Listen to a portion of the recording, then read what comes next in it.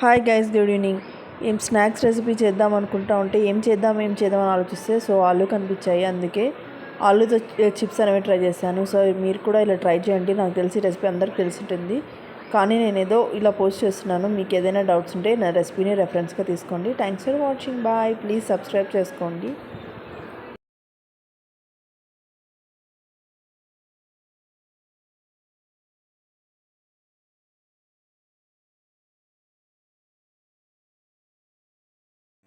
Hi guys, good evening. ఎలా ఉన్నారు అందరూ? చికెన్ బ్రెస్ట్తో చికెన్ సమోసా ఎప్పుడైనా ట్రై చేశారా? సో ట్రై చేయకుంటే ఇప్పుడు ఈ రెసిపీ చూసి ఖచ్చితంగా ట్రై చేయండి అండ్ కామెంట్స్లో ఎలా ఉందో చెప్పండి. ఇలాంటి రెసిపీ మీరు ఎక్కడ ముందే చూస్తుంటే let me know in the comments. Thanks for watching. Bye. Hello guys, ఇంకొక వీడియోతో మీరు ముందుకు రెడీగా వచ్చేసాను. సో మనం ఎప్పుడు ఫ్రెంచ్ ఫ్రైస్ చేసుకునే వాళ్ళం కదా, మనకు తెలుసు ఫ్రెంచ్ ఫ్రైస్ ఎలా ఉంటుందో.